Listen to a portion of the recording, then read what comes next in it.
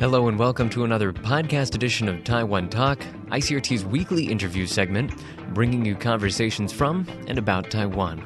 I'm Keith Manconi. So imagine this. It's a beautiful Taiwan summer day. The sun is shining. The sky is blue, blue, blue as far as the eye can see, except for that little patch along the horizon. Just that little strip of unmistakable, hazy, brown smog. Not much, just enough so that you know it's there. And that we are all in it right now, breathing all of that brown stuff in. And just like that little patch of brown, solutions to Taiwan's environmental problems, well, they're just on the horizon as well. You know, whether we're talking about green energy, green infrastructure, you know, the stuff that's really going to make a big dent, help us move away from coal, those solutions, well, they're still years away. They're not doing much about that patch of brown right now. Well, today on the show, we're going to be talking to one group making the case that there is one thing we could be doing right now to clean up our act here in Taiwan. That group is the Taiwan Electric Vehicles Association. Just as you may have guessed, they're advocating for increased adoption of electric vehicles. And the case that they're making is not that Taiwan should be preparing for some distant future of electric vehicles. They're saying electric vehicles are ready and waiting to go right now.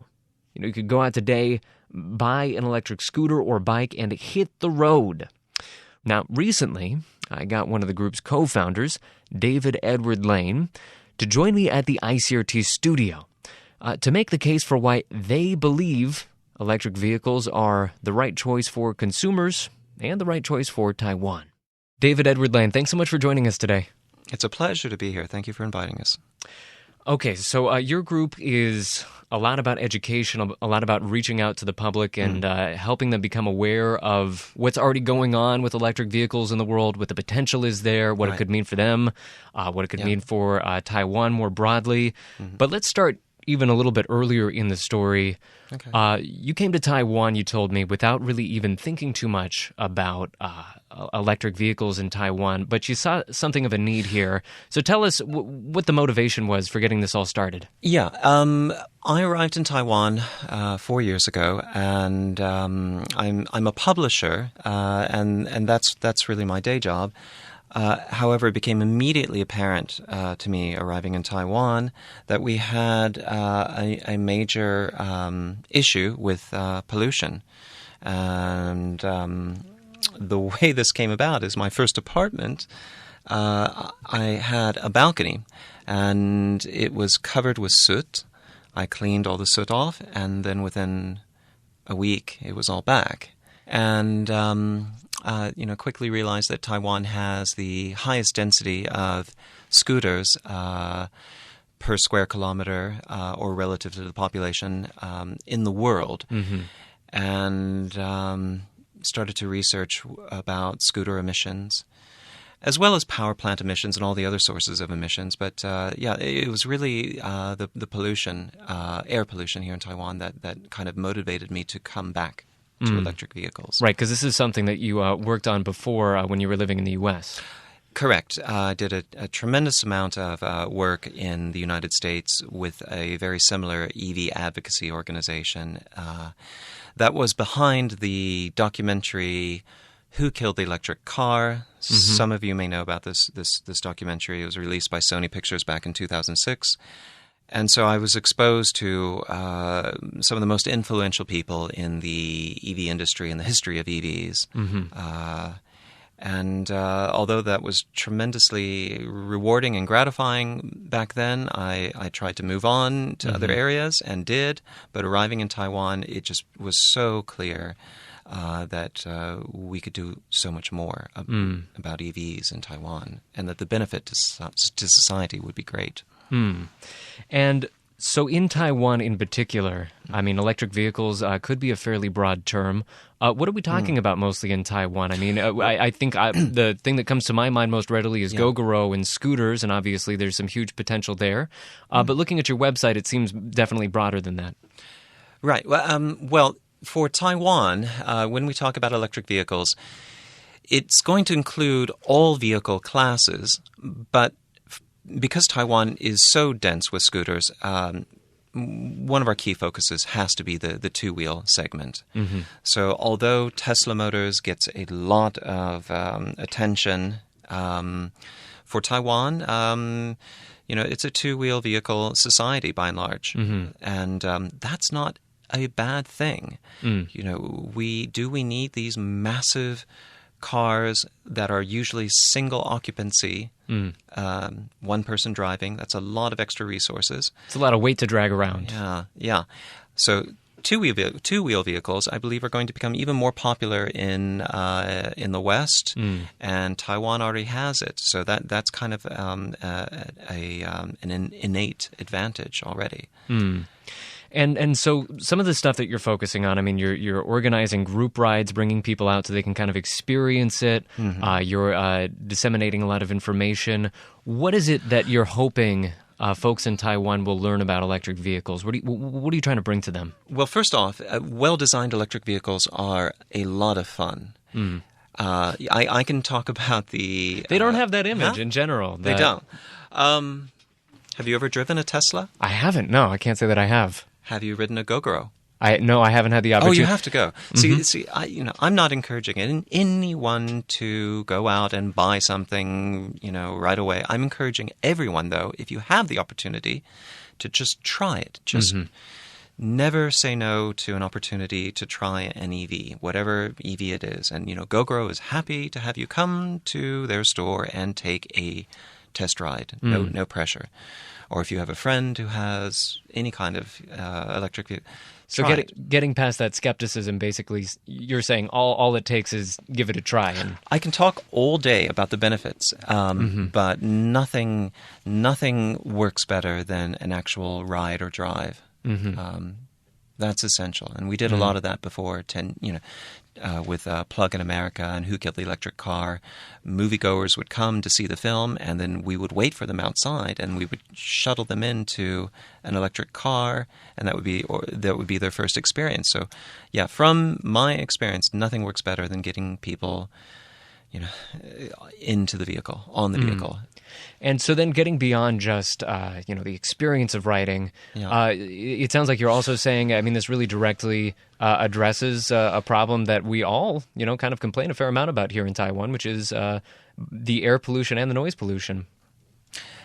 I think people are so inured to it here in general. Mm-hmm. Sometimes you just look past it, yeah. Yeah, because you're coping, and nevertheless, though, it's having an impact on our health and on our well-being. It causes an immense amount of stress to be constantly subjected to the noise and the air pollution. The number 1 and number 2 cancers in Taiwan are lung cancer. Which is strongly correlated with air pollution, and liver cancer, which there's new research out of Taiwan that correlates liver cancer with PM 2.5. And okay, so I mean, I think we all definitely associate electric vehicles with reductions in emissions on the street level. And we have that association with environmentalism and all that. But at the end of the day, some of the biggest polluters in Taiwan are the coal-fueled electric plants, And so if we're putting on our road just a bunch of electric vehicles, is it a longer tailpipe? Exactly. I mean, doesn't that just mean that there's going to be a higher demand for the power from those coal plants? This is the question that I asked 12 years ago. And have been answering ever since. Yes, it is true that Taiwan receives most of its electricity supply from coal. Which is very dirty. Which is quite dirty. However, even if the source of the electricity is coal, we are still talking about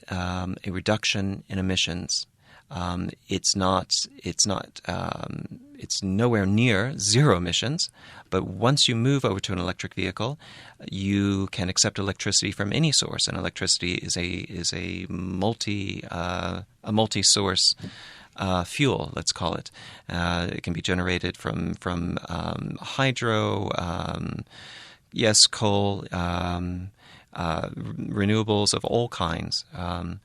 But even if it's coal, it's key to know that an electric vehicle is still cleaner, more efficient than a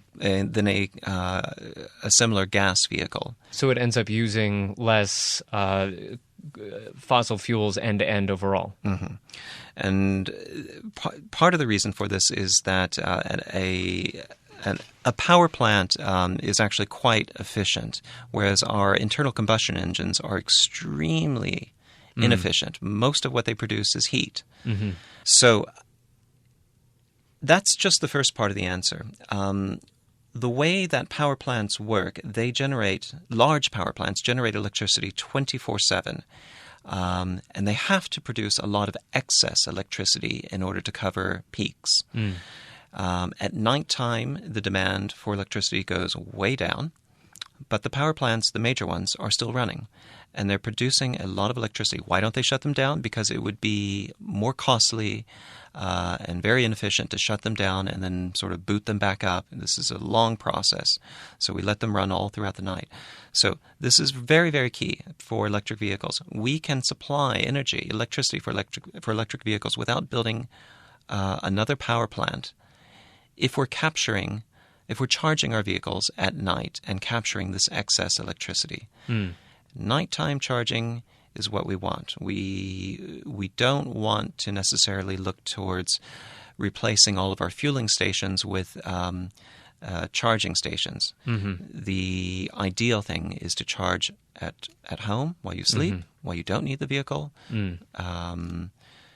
If you sleep, you're perfect for an electric vehicle. Or at work. Those are the places where we want charging to be conducted. So, concerning power plants, this is something else that Tiva likes to emphasize. Taiwan has immense potential in renewable energy. We're advocating for electric vehicles, but at the same time, even if electric vehicles supplied by dirty energy is a better scenario than petrol gas vehicles now, a future where they can be supplied by clean, sustainable energy is, of course, the ideal. Taiwan's electricity generation sector is very interesting right now. Few people know this, but in Taichung, the Taichung power plant is the largest coal-fired power plant, not in Taiwan, not in Asia, but in the world. Right. In terms of output and emissions, right, it's actually number one. Right. I think that there's it produces as much emissions as some small countries. Yeah.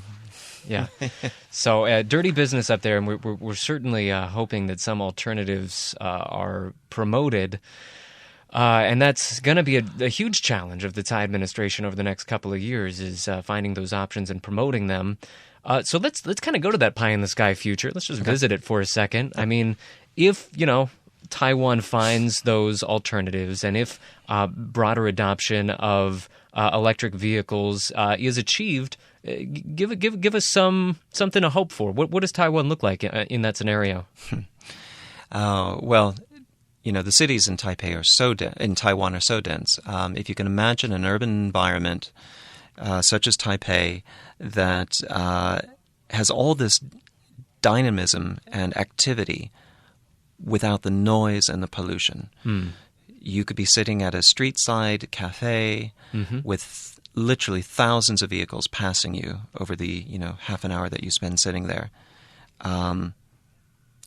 All zero emission. All quiet. I was in Danshui recently, and there are a number of sort of low-end electric scooter rental shops there. They rent very low-end quality vehicles.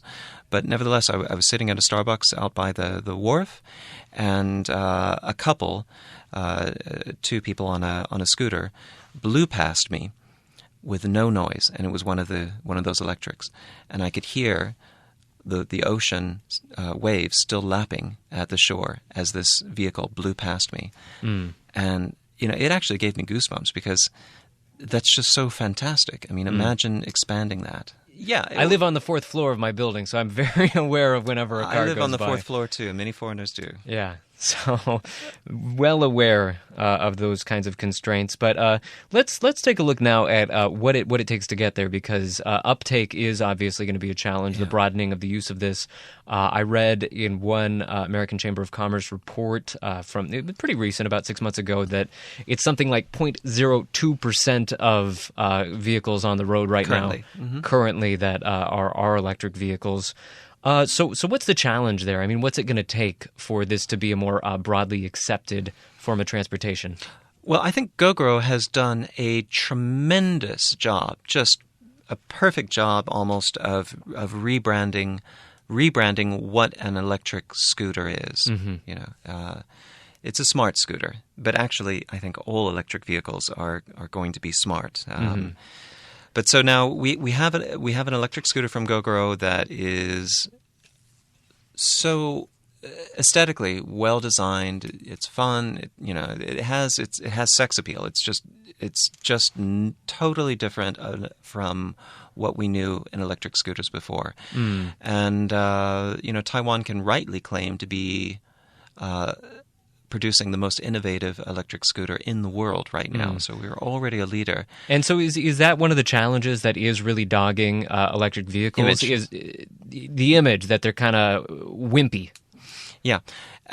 We need to just destroy that, completely blow it out of the water, and we can do that. And, if you look on the TIVA, Taiwan Electric Vehicles Association Facebook page, we are often putting up examples of high-performance electric vehicles. Because electric vehicles will eventually destroy the relevancy of gas vehicles, even in competition sports. The performance possibilities are amazing. So we have this old image of electric vehicles to deal with. Prior to Gogoro, the number one electric scooter in Taiwan was the e-moving electric scooter, which came out around 2010 or maybe 2008. And it's currently used mostly by women who... there was just this concept of that electric vehicles were better suited towards people who didn't need to go swiftly. So there were a lot of early attempts that were not. They just simply weren't the most well designed EVs, and they are not representative of the potential of the technology. So that was the first taste that consumers got. Yeah, so we're still kind of recovering from that. And then the other challenge, of course, is Gogoro, of course, uses battery packs, but if you're a car, you need a charging station.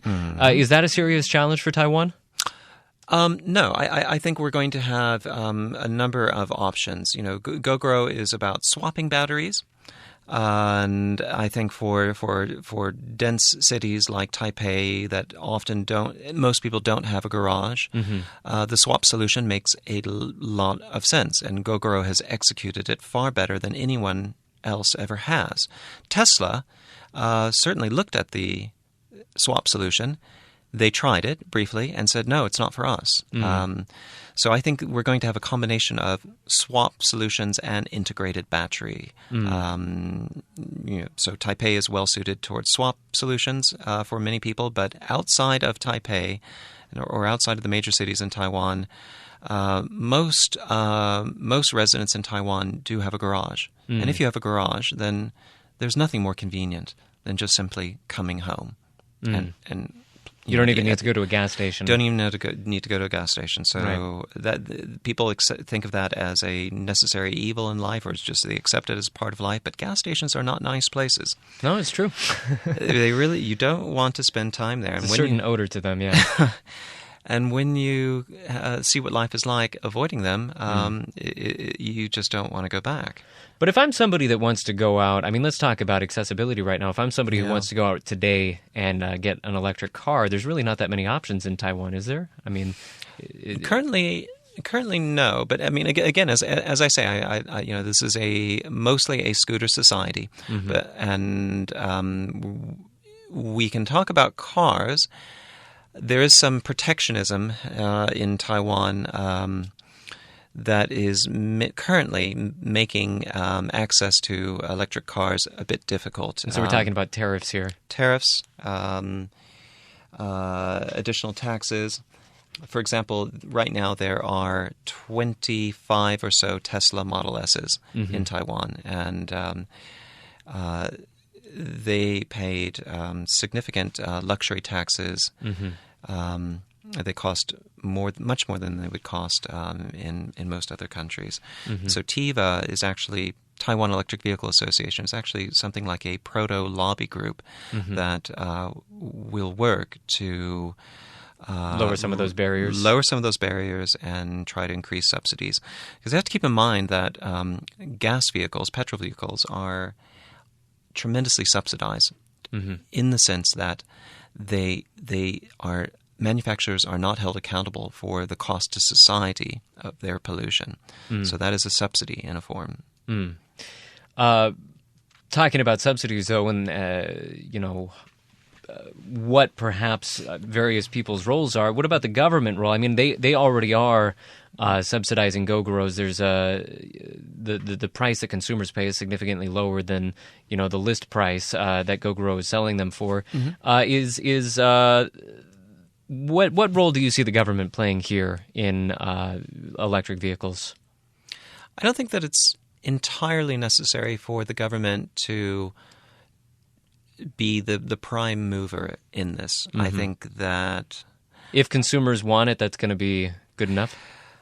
I think that this really has to be about consumers recognizing the advantages of an electric vehicle, and subsidies will play a role, but I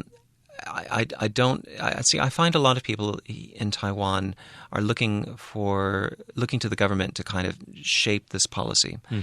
And I just don't want to rely on that at this stage. I would prefer to have a company that is producing a fantastic product and reimagining the image of electric vehicles and showing the performance, and have it be an attraction towards something, as opposed to we need to be doing this for the environment.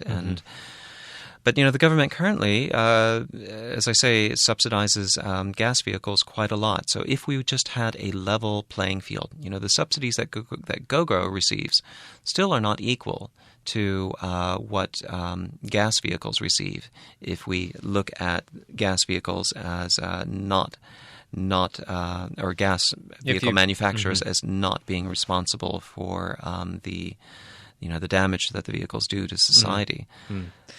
Yeah, if you price in some of what economists would look at as the various external costs is the term that economists use, Unpriced externalities. If we really want to go the whole 9 yards, exactly.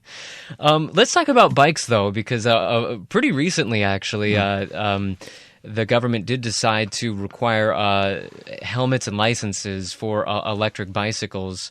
Now, on the one hand, obviously there's safety concerns there, but on the other hand, I think that may discourage some people from buying or riding electric bicycles. How do you view that policy?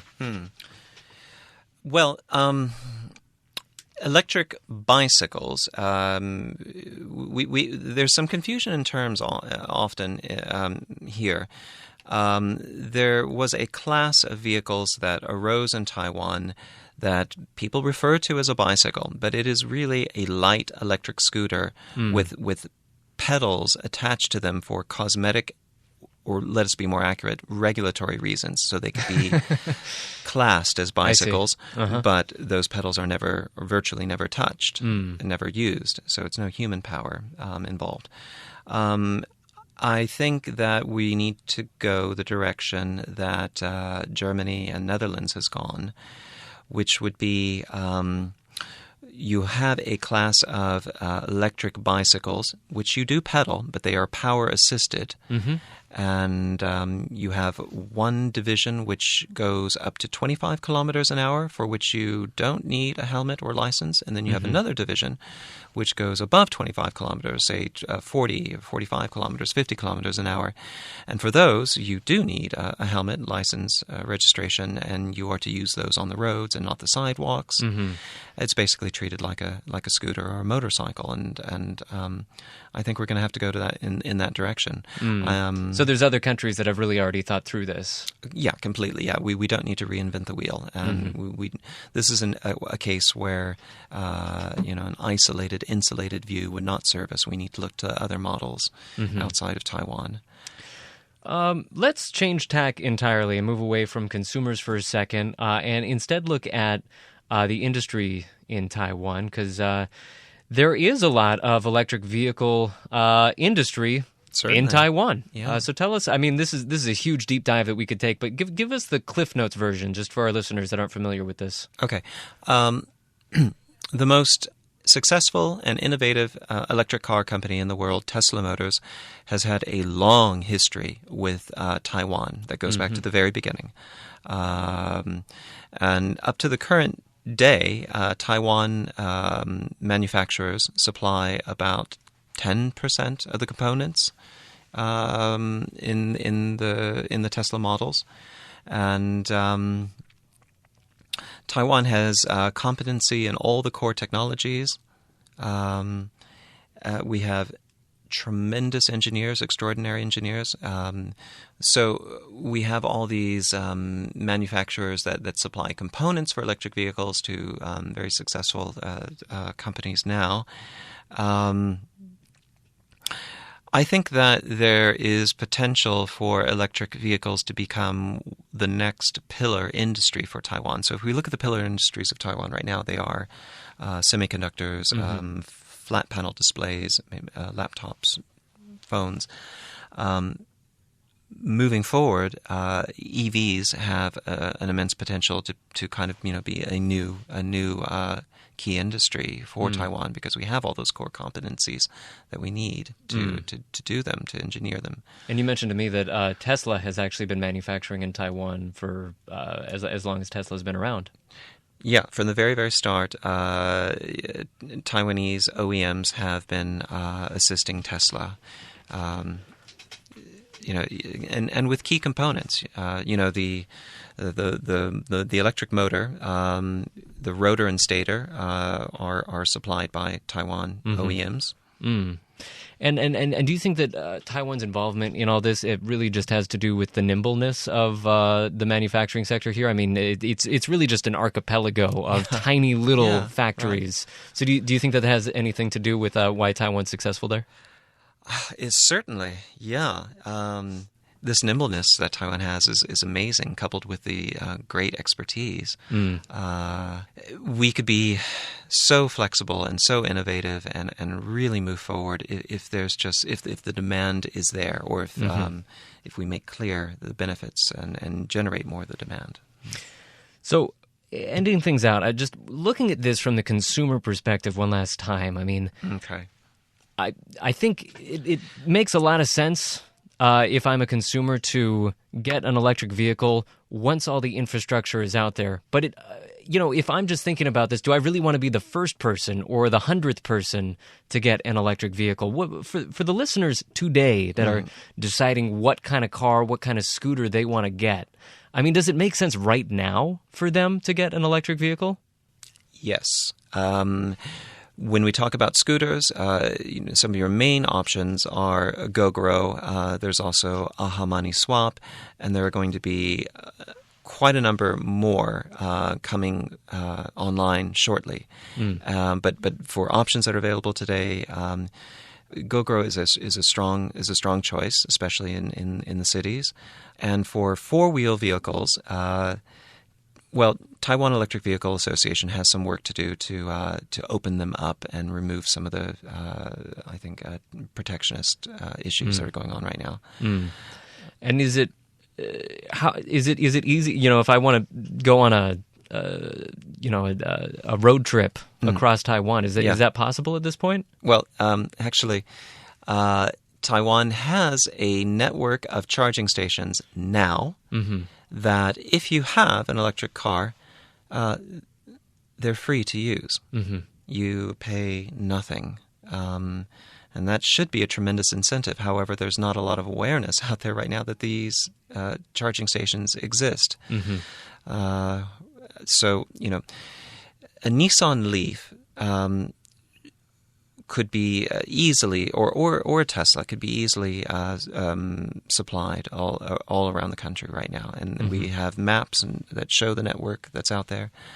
And it's going to increase. But again, I think charging stations are necessary when you're doing a long distance trip. But for all of your, your 95% or 99% of your needs, charging at home or charging at work is the way to go.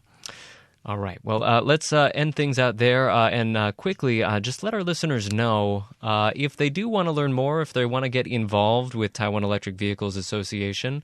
How do they do that? I know you have a Facebook page. That's really the best thing to do now. It's just simply to follow us on Facebook. Look up the page, Taiwan Electric Vehicles Association, and like and follow and interact with us there. We want your feedback and your responses. And you can pass along more information for how they can learn more about electric vehicles in Taiwan? Absolutely. And in the coming months, we're going to be having these events that we're going to be letting people know about on Facebook first and, perhaps again on radio or TV. Yeah. All right, fantastic. Well, we have been speaking today to one of the co-founders of Taiwan Electric Vehicles Association, David Edward Lane. David, thanks so much for speaking with us today. Thanks so much for having us. Thank you for listening to another podcast edition of Taiwan Talk. Of course, the broadcast version of these shows airs every Monday at 8 a.m. and 6 p.m., right after the top of the hour newscast. Those are somewhat abridged versions, but you get the gist of the idea from those interviews. For the latest on what we're releasing online, you can follow ICRT on Twitter. We tweet at ICRT News for the newsy stuff, at ICRT 100 for the entertainment-y stuff, and I tweet at Keith Menconi for anything that I do. So stay up to date, follow us there. That is it for the program today. Once again, thank you for listening. For ICRT and Taiwan Talk, I'm Keith Menconi.